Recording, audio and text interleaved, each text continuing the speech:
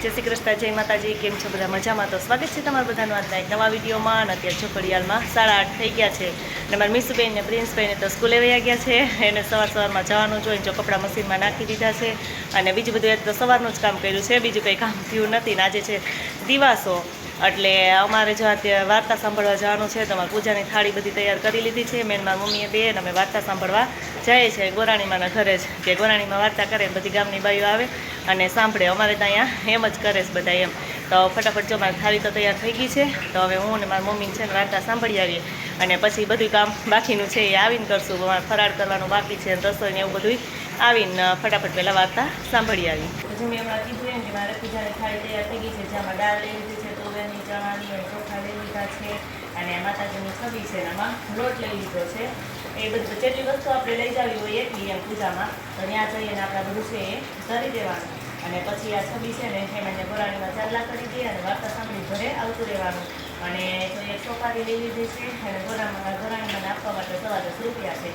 જો બધી આપણી થાળી છે ને તૈયાર થઈ ગઈ છે. અને હવે જો અમે જઈએ, વરસાદ ધીમો ધીમો ચાલુ થઈ ગયો છે એટલે બહુ વરસાદ આવે છે પહેલાં અમે વાર્તા સાંભળવા જઈ આવી. જો મારી મમ્મીએ થાળી લઈ લીધી છે અને હું મારી મમ્મી જઈએ છીએ વાર્તા સાંભળવા માટે. અને જો વરસાદ ચાલુ થઈ ગયો છે, ધીમો ધીમો વરસાદ તો ચાલુ જ છે. તો હવે ફટાફટ પહોંચી જાય. જો કે ગોરબાપાનું ઘર તો અમારે અહીંયા બાજુમાં જ છે, એટલે હમણાં ફટાફટ પહોંચી જાઉં. 5 વર્ષ 10 વર્ષ થઈ ગયા પણ સંતાન નહીં, એટલે બ્રાહ્મણને તો સંતાનની કોઈ અપેક્ષા નહીં. પણ ગોરાણીમાને એમ થાય કે જો આપણે સંતાન હોય તો આટલો વૈભવ છે એ સાચવવાળો એક દીકરો દીકરી જે ભગવાન દે એમ કરીને વારે વખતે બ્રાહ્મણને કીધા કરે કે તમે કાંઈક ભગવાનની ભક્તિ અને કાંઈક આરાધના કરો તો જેનાથી આપણે કોઈ પાળનું બંધાય. એમ કરતા છે કે ગોરબાપાને થયું કે બહુ આ કે છે આગ્રહ છે તો લાઈ હું જાઉં તો થોડું હાલ્યા જાય છે. ત્યાં રસ્તામાં એક શિવજીનું નિર્જન દેવું દેખાડ્યું. એને એમ થયું કે આ શિવજી પાસે બેસી અને હું આરાધના કરું. જો અત્યારે ઘડિયાળમાં 1:30 થઈ ગયો છે અને હું પીલું ઘરે આવી ગઈ છે. કા પીલું? અને પીલુંના મમ્મી છે ને એવરત જેવરત રહ્યા છે. અમે બધા તો દિવાસો રહ્યા છે, હું અને મારા મમ્મી બધા. એટલે સવારમાં વાર્તા ને એવું કરીએ આવ્યા. મમ્મીને અત્યારે 5 વાગે હોય. કા 5 વાગે હોય એને, એટલે એ 5 વાગે જો પૂજા કરવા જાય ને તેને પૂજાની થાળી બધી તૈયાર કરી લીધી છે. અમારે તો ફૂલ ને એવું ન હોય, પૂજા ન કરવાની હોય, ખાલી વાર્તા સાંભળવા જવાનું હોય. પણ એવરત જેવરતમાં જો બધી વસ્તુ હોય ને એટલે એ બધી વસ્તુ જઈને તૈયાર કરી લીધી છે. 5 વાગે એ પૂજા કરશે. અમારે જાગરણ 12 વાગ્યાનું જ હોય, પણ આને પીલુના મમ્મીને તો જાગરણ કેટલું હોય? 2 દિવસનું. કા પીલું? હે, એટલે અમારે પીલુભાઈ જાગરણ કરવા લાગશે. કા આ 2 દિવસ ને 1 રાતનું જાગરણ હોય એવરત જેવરતમાં. તો અમે 2 દિવસ ને 1 રાત જાગરણ કરવા લાગશું. જગાહે એટલું જાગરણ કરવા લાગશું ને હું પીલું બે. કા હા, જય શ્રી કૃષ્ણ. કેમ છો બધા? મજામાં? હા, તમારા પીલુભાઈ જો કાલના વિડીયોમાં એવા હતા ને મીસુને જેમાં બોલતા આવડી ગયું છે. મીસુ શીખવાડતી હતી ને. અત્યારે તો મીસુબેન તો છે ને સ્કૂલે ગયા છે, એટલે અમારા પીલુભાઈ અત્યારે બોલી જાય. કા હવે આવજે, રોજ વિડીયોમાં આવું ને તારે. હે, હા કરાવીશ ને તું તાર મમ્મી જાગરણ કરાવે કે લોહી પી? અને તમે બધા મારા મમ્મીનું જાગરણ કરવા આવજો. કે તો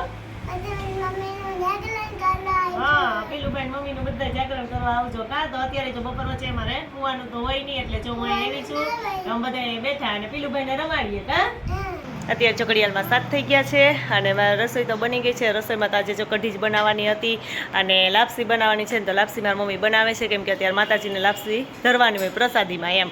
અને અમે તો જો રોટલી કે રોટલા કે એવું કંઈ ખાઈએ જ નહીં. હું મારી મમ્મી બે રહ્યા હોય ને દિવાસો, એટલે તે દિવસે અમે બીજું કંઈ ન ખાઈ, કઢીને લાપસી જ ખાવાનું. કા જમાર મીસુબેન સ્કૂલેથી આવી ગયા છે, એ તો ક્યારની 5 વાગ્યાની જોકે આવી ગઈ છે. કેમ મીસુ? હા, જય શ્રી કૃષ્ણ, જય માતાજી. કેમ છો બધા? મજામાં? તો સ્વાગત છે તમારા નવા વિડીયોમાં.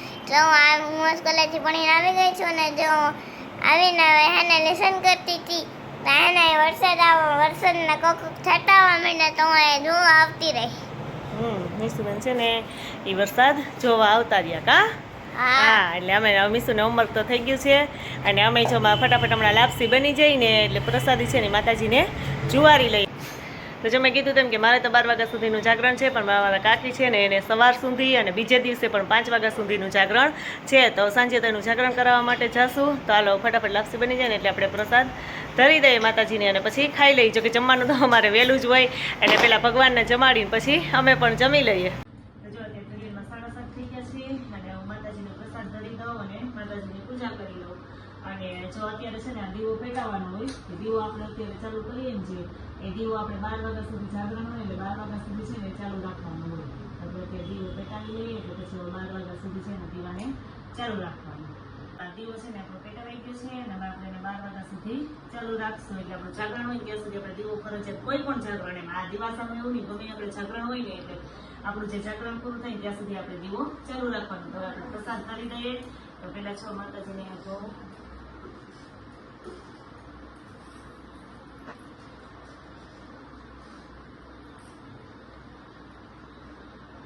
હવે જો આ પ્રસાદમાં આપણે લાપસી લઈ લીધી છે, મેં કીધું હતું એ હવે છે ને આ લાપસી આપણે માતાજીને ધરી દઈએ.